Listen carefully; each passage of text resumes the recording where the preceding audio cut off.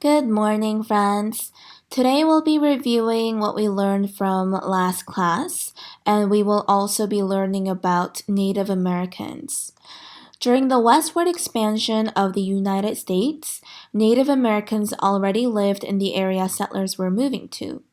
There are many different tribes of Native Americans, and in the 1800s, each tribe had its own way of eating, dressing, and living depending on where it was located.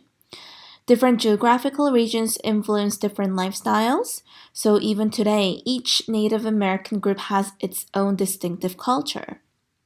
In today's read aloud, you are going to hear about a very important man from the Cherokee tribe. His name was Sequoyah. The Cherokee are currently the largest Native American group in the United States and live mostly in Oklahoma. Sequoyah cared very much for his people and his Cherokee culture. European settlers were trying to replace Native Americans' customs with their customs. Sequoyah wanted the Cherokee people to stand tall and be proud of their culture. How are we able to communicate with others? We're able to communicate with others by using three methods, which is reading, writing, and talking. However, people were not born with these skills, but they had to learn how to read, write, or talk. It's true for individuals like you and me, and it's also true for all groups of people.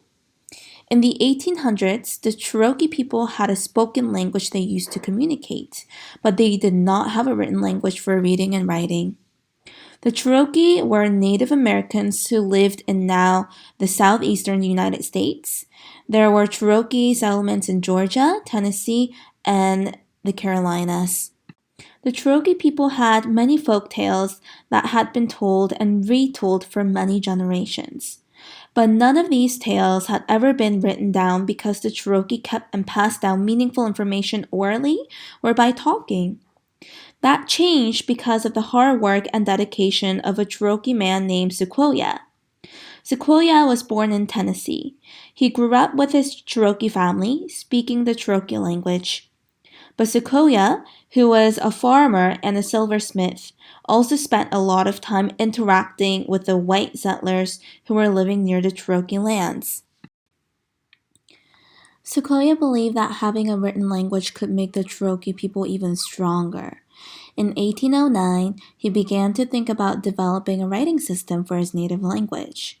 3 years later, during the War of 1812, Sequoyah and other Cherokee joined the United States under General Andrew Jackson to fight the British troops.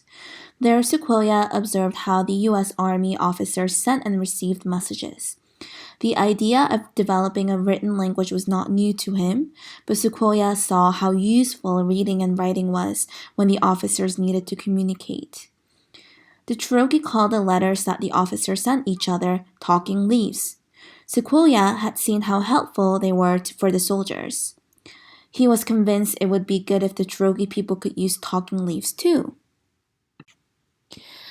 When the war ended, Sequoyah kept working to develop a writing system for the Cherokee language. At first, he tried to come up with a symbol for each word in the language. He spent a year trying to create or make symbols for all the words in the Cherokee language. Even after a year, he was still not done. Sequoyah was so busy with this project developing the symbols for the Cherokee written language that he didn't plant any crops that year. All he did was work on creating symbols. His wife was worried. She thought Sequoyah didn't know what he was doing. She thought he was just wasting his time. She did not understand what Sequoyah was trying to do. How would she and her children survive without crops? What were they supposed to eat?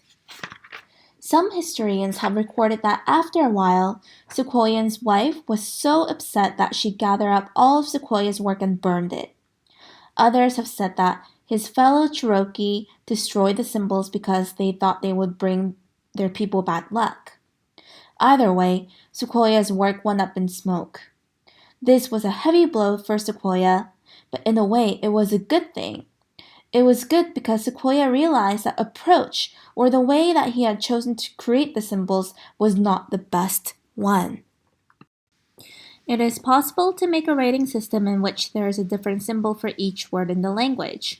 Writing systems of this sort do exist, but they took a long time to create and are very difficult to learn. Think what it would be like if we had to learn a different symbol for all of the tens of thousands of words in the English language. How would we ever remember all those symbols? Sequoyah knew there had to be a better way. There was a better way, and eventually he found it. Sequoyah realized that the Cherokee words were made up of syllables. So he created 84 symbols to represent all the syllables in the Cherokee language. This was amazingly clever. Sequoyah had never learned to read and write, but he figured out a writing system for his native language. Once Sequoyah had come up with symbols for the 84 syllables in the Cherokee language, he was confident that he would teach others to use them. He started by teaching his own daughter, Akoya. Akoya easily learned to read and write with the symbols Sequoyah created. Then Sequoyah went to his writing system to the chiefs of the Cherokee Nation. At first, the chiefs were skeptical. Some of them did not understand what Sequoyah was trying to do. Others thought his system might not really work. A few thought Sequoyah might be tricking them. Sequoyah had expected this. He told the chiefs he could prove this, that his writing system really worked. He would send Ayoka away, then he would write down any words the chiefs wanted him to write. When he had done this, he would call Ayoka back and she would read the words. The way the chiefs could be sure Sequoyah was not tricking them. The chiefs agreed. Ayoka went away.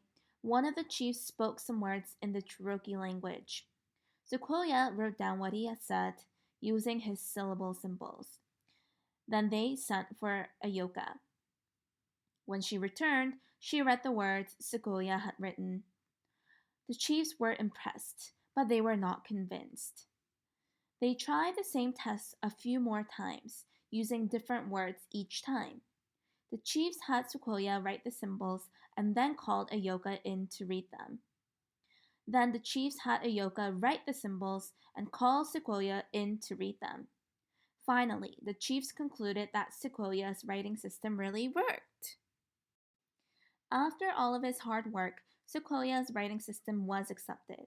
He and Ayoka taught other Cherokee people to use the symbols, and that is how the Cherokee people learned to read and write. Later, many sad things happened to the Cherokee people. In the 1830s, they were forced to leave their lands. Later, they were forced onto reservations and into English speaking classrooms. Thanks to Sequoyah's hard work, however, the Cherokee were able to keep their language alive.